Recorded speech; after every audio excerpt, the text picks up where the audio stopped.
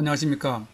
오늘은 입찰 가격을 정하는 방법과 시세를 조사하는 방법, 그리고 금매 가격을 알아내는 요령에 대하여 이번 시간부터 총 3편으로 나누어 정리하여 드리겠습니다. 이번 시리즈 3편의 내용을 행동으로 옮기시면 초보자라도 입찰 가격을 충분히 혼자서 결정할 수 있을 것으로 봅니다. 오늘은 그 첫 번째 시간으로 입찰 가격을 정하는 방법에 대하여 말씀드리겠습니다. 경매를 하면서 권리 분석이나 현장 답사는 대개 일정한 패턴대로 하면 됩니다. 그러나 입찰 가격을 정할 때는 여러 가지 반영할 요소가 있고 개인의 성향과 지역에 따라 그 변수가 달라지므로 차분하게 계산을 해야 합니다. 먼저 입찰 가격을 정하는 방법은 입찰 당시의 시세나 금매 가격을 기준하여 경매 비용과 예상 수익을 빼면 됩니다. 이때 경매 개시 당시의 감정 가격을 기준으로 하는 것이 아니고 2차이든 3차이든 입찰 당시의 시세나 금매 가격을 기준으로 합니다. 감정 가격은 경매 개시 당시의 금액으로 실제 입찰할 당시와는 최소 6개월 내지 1년 또는 그 이상의 시간 차이가 있습니다. 그러므로 감정가는 참고 가격일 뿐이고 입찰 당시의 시세와는 상당한 차이가 있을 수 있죠. 그리고 혹시 감정평가 금액에 문제가 있는 경우는 채무자나 채권자 등이 법원에 재감정을 요청하여 감정 금액에 문제가 없는 것만 경매를 진행합니다. 그러므로 입찰자인 우리들은 감정평가 금액이 잘 됐느니 잘못되었느니 따질 이유가 없습니다. 무엇보다 중요한 것은 입찰 당시의 시세나 금매를 정확하게 파악하는 것이죠. 이러한 시세나 금매 가격을 기준으로 하여 거기에서 경매 비용을 뺍니다. 경매 비용으로는 먼저 취득세를 빼고 보유기간에 대한 대출 이자, 그리고 단기간에 대출금을 갚게 되는 경우에는 중도 상환 수수료를 뺍니다. 그리고 이사비용, 수리비용, 중개수수료, 연체관리비, 그리고 대략적인 양도세를 뺍니다. 거기에서 본인이 예상하는 수익을 빼게 되면 그것이 바로 입찰 가격이 됩니다. 이때 지금 말씀드린 몇 개의 경매 비용 항목은 기본적인 비용이고 본인이 별도로 더 넣고 싶은 것이 있으면 얼마든지 추가하면 됩니다.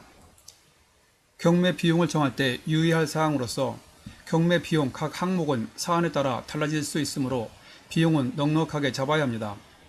경매를 몇 번 하다 보면 자신감이 생겨 낙찰받을 욕심에 경매 비용을 낮게 잡는 분들이 간혹 계십니다.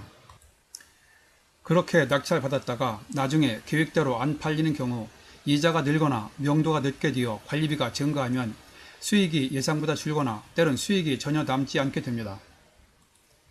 이런 경우는 경매로 산 의미가 없게 되고 차라리 일반 물건이나 금매 물건을 잡는 것이 훨씬 나을 것입니다. 차라리 금매 물건을 샀다면 일반 매매이므로 복잡한 명도 과정을 거칠 필요가 없죠. 그리고 주인이나 세입자의 안내로 물건 내부에 편하게 들어가서 마음껏 둘러보고 관리비 체납도 모두 정리를 해야만 잔금을 주므로 크게 신경 쓸 일이 없기 때문입니다. 한마디로 경매는 경매다워야 합니다. 경매는 무조건 시세나 금매보다 싸게 사야 합니다. 이유가 필요 없죠. 시세보다는 싸게 샀는데 낙찰받은 금액과 비슷한 금매 물건이 있다면 그 경매는 결코 성공했다고 보기 어려울 것입니다.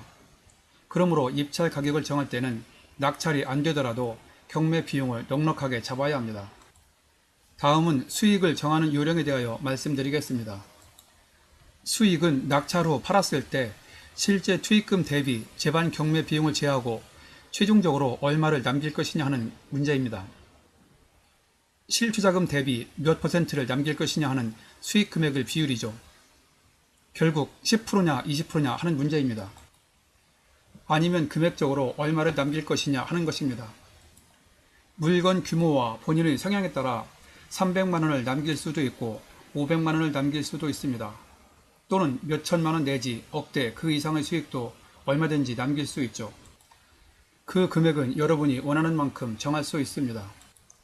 그런데 그 금액을 너무 높게 잡으면 낙찰이 어려울 것이고 너무 낮게 잡으면 낙찰 가능성은 높아지는 반면 수익이 줄게 됩니다. 그래서 입찰 가격을 정할 때 가장 고민되는 부분이 바로 수익을 결정하는 일입니다. 경매 비용을 따지는 것보다 수익을 결정하는 것이 한결 힘이 들죠. 아주 머리가 아프고 입찰 가격을 정할 때마다 상당한 스트레스가 되기도 합니다. 이러한 수익 결정은 다분히 주관적이기 때문에 낙찰자 본인이 자신의 성향과 여건에 따라서 결정해야 합니다. 투입 금액이나 경매 비용은 거의 정해져 있으므로 기계적으로 산출이 가능합니다. 그러나 수익을 결정할 때는 여러 가지 변수가 작용됩니다. 수익을 정할 때 적용되는 변수로는 먼저 순수한 투자 목적이냐 또는 실수의 목적이냐를 따져봅니다. 투자 목적은 낙찰이 안 되더라도 수익을 좀 많이 잡고, 실수의 목적은 꼭 그 물건을 잡아야 하니 수익을 낮게 잡더라도 낙찰을 목표로 해야 합니다. 물론 실수의 목적이라 하더라도 제반 비용을 제하고 시세나 금매보다는 싸게 살 수 있는 금액 한도 안에서 수익을 정해야 합니다. 또한 낙찰 후 보유기간, 즉 장기냐 단기냐를 따져봐야 합니다. 대출을 낄 것인가도 따져봐야 하는데, 대출을 끼는 경우는 보유기간에 따라서 대출 이자가 달라지겠죠. 감당할 수 있는지를 잘 따져봐야 합니다. 그리고 팔 거냐 세를 놓을 거냐 등등 이러한 여러 가지를 감안하여 수익을 결정해야 합니다. 처음에는 수익을 얼마나 벌 건지 너무도 막연하여 혼자 결정을 못하고 다른 사람의 도움을 요청할 수 있습니다. 그러나 아무리 전문가라고 하는 사람에게 물어봐도 그 답은 그 사람의 답이지 직접 돈을 투자하는 본인의 답은 아닙니다. 그러므로 수익을 얼마나 벌 거냐 하는 문제는 되도록 다른 사람의 자문을 구하려고 하지 말고 투자자 본인의 주관으로 직접 결정해야 합니다. 한 가지 요령을 말씀드리면, 잘 아는 지역의 관심 있는 물건과 비싼 물건의 낙찰 결과 몇 개를 살펴보고 수익이 얼마 남았나 잘 따져봅니다. 그리고 그 지역에서는 그런 물건이 얼마 남았나 하는 것을 참고하면 대략 본인이 얼마를 남길 것인가 하는 수익을 혼자서도 결정할 수 있을 것입니다. 같은 종류의 물건이라도 지역적 특성에 따라 낙찰가와 수익률이 다르기 때문이죠. 이렇게 조금만 노력하면 다른 사람의 도움 없이 혼자서도 충분히 수익을 결정할 수 있을 것입니다. 그런데 이러한 방법으로 수익을 정하면서 유의할 사항으로 수익은 반드시 확보되어야 합니다. 앞에서 경매 비용을 야박하게 잡았다가 낭패를 보는 경우가 있으니 조심하라고 말씀드렸었는데, 수익을 정할 때도 마찬가지입니다. 가끔 수익은 안 남더라도 경매 비용만 건지면 된다는 식으로 수익을 낮게 잡고 입찰 가격을 높게 쓰는 분들이 계십니다. 그러면 당연히 낙찰 가능성은 높아지겠지요. 그렇지만 어찌되었든 수익이 안 남는 경매는 실패한 경매라고 봅니다. 실제로 경매를 처음 하시는 분들 가운데 낙찰 경험을 한번 쌓아보겠다고 그러시는 분들이 의외로 많이 계십니다. 그렇지만 저는 돈이 아무리 많더라도 그런 식의 경험을 권하지 않습니다. 경매 경험은 그런 식으로 하는 것이 아니라 모의 입찰로도 얼마든지 실제 경매를 하는 것처럼 경험할 수 있습니다. 실제 돈을 넣고 낙찰을 받았다면 반드시 수익이 남아야 한다고 거듭 강조해 드립니다.